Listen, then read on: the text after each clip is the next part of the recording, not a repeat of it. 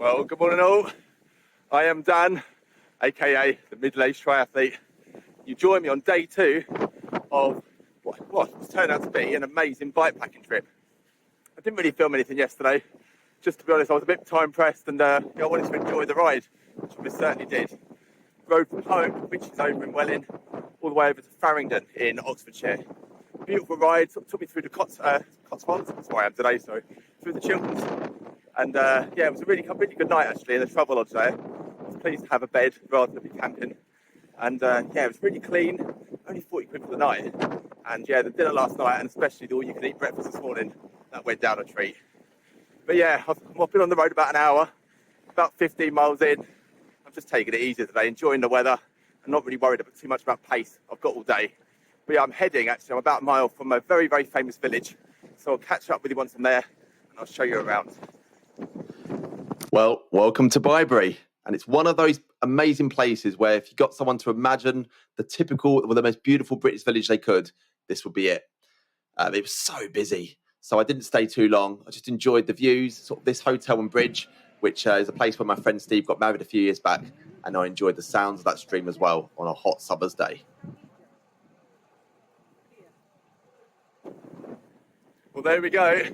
There was the beautiful, if ever so slightly busy Byberry. Yeah, definitely going outside of a bank holiday would be a better idea next time. But it does give me a reason to go back. What a beautiful place. But it's now goodbye Byberry. Climb the hill out of the village and on to my next stop, Burford. I soon descended into Burford. It's a beautiful little town with that typical Cotswold stone that makes the area famous. But it was really busy again. Loads of cars, lots of people. So I just passed through and soaked it up and then soon started the climb out of the town.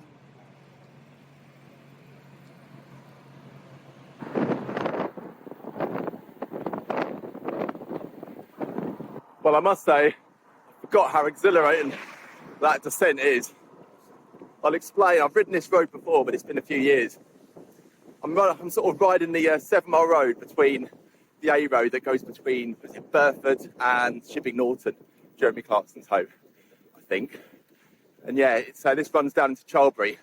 And I used to ride this road every year, just once, when I did probably one of my favourite sporting time trials on the calendar.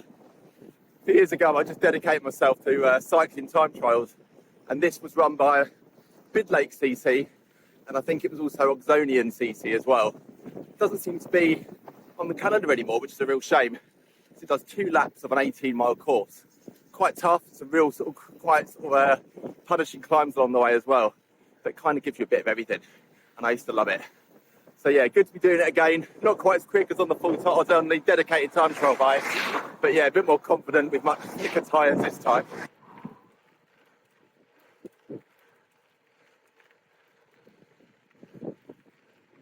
Well, approaching the 2.5 hour mark and about 40 miles done. Not even halfway yet, so I fancied a stop for a while. And after stopping at the local shop in Charlbury to get some food, this is a great spot, isn't it? I mean, it's pretty hot now. It's about 25 degrees. Under the trees, it's just lovely. So what have we got?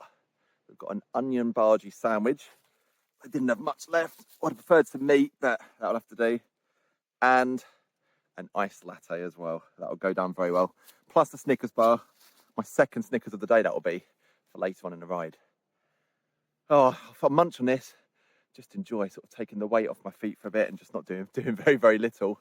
And then I'll show you the bike, actually. I realised that, done some riding already, and you haven't seen the bike that I'm riding around on, so we'll do that. So, as promised, here is the new bike. I've decided to call him Jack, mostly because he really does a bit of everything. He can ride the roads well, as it's proven on this ride. He's done the gravel really well so far as well. He really is a jack of all trade.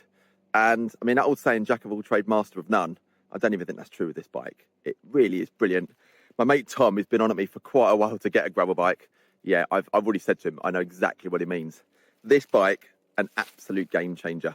And for those triathletes watching this, I know we love, a lot of us own tri bikes and it's all about speed. But honestly, for training, this bike is just fantastic. Because, I mean, if we're being honest, I know I'm getting a bit off topic, but with training, it's not so much about speed, is it?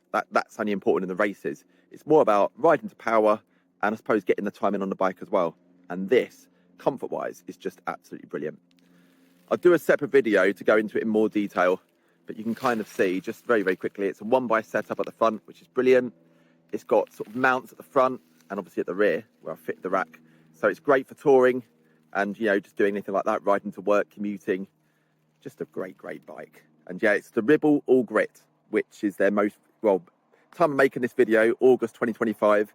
It's their most up-to-date sort of series of gravel bikes, I suppose. Selling really, really well, according to the guys in the workshop when I picked it up. And yeah, I can really see why. Anyway, as much as I'd love to sort of stand and just admire my new bike for as long as possible, it's 1:30 and I've still got a long way to go. So I better get on the road and get these legs freed up again before they seize. Let's do it.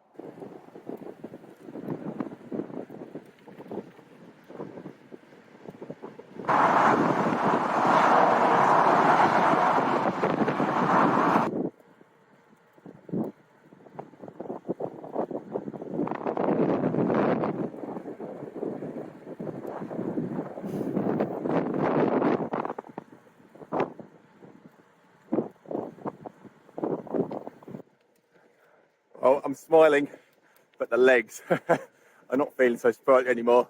It has been a while since I've caught up with you last. In fact, I'm 50 miles further into the route. 90 miles I've now done. And yeah, the legs are struggling, as is the morale, for being honest. It's funny, I don't know if you find the same thing, but whenever I do a long ride, especially solo, once you hit sort of 4 hours, 4.5 hours, and about 60, 70 miles in, your legs start feeling tired, and so does your mind. But you've just got to battle on, haven't you? It's kind of like those of us that do like the middle distance and the full Ironman. I've only done the half, not done a full yet, but yeah, it's kind of a battle of the mind as much as it is the body. I'm finding now, I stopped at a garage a bit further back. I had, a San Pellegrino orange. Oh, I tell you what, people talk about an ice cold Coke. That went down so well as well. Gave me a new sort of burst of energy. So yeah, about half an hour left now. I'm going to try and get it up to another 10 miles in to get it up to a century ride. It's got to be done, isn't it? And yeah, I guess I'll probably catch up with you once I'm home and I'm, I don't know, rested a bit more. Yeah, just want to kind of try and enjoy the rest of this ride. But look at the conditions. It's 5:30 now, no one on the road, got them to myself, and it's just beautiful. So you've got to really enjoy days like this. Anyway, see you a bit later down. See you at the end. So here we go. Me making this final part from home shows that I did eventually make it back in one piece. And what a couple of days it was. I mean, the ride that I filmed on the second day, that ended up being 105 miles, well actually just over that in total, with about 5,000 feet of climbing. And in day one, that was just over 80. So yeah, altogether just shy of 190 miles over 2 days. And I'm not used to doing, I do a lot of cycling, obviously, with the triathlon training, but not that sort of distance. But I was actually really pleasantly surprised with how, I don't know, unfatigued, if that is such a word, I was the following day. I was expecting to be exhausted, and don't get me wrong, I was pleased to sit down and take the weight off the feet as much as possible, but it didn't completely wipe me out. All it did do was just make me want to eat and eat and eat.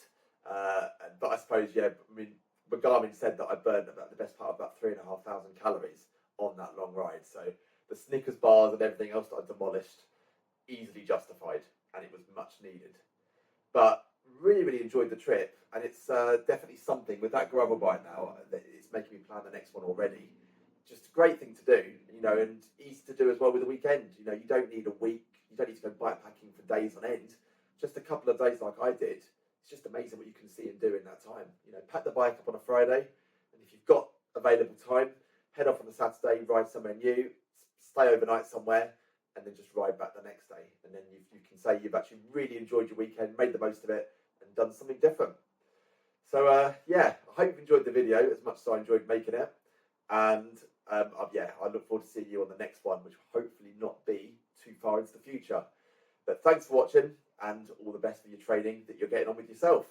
Adios.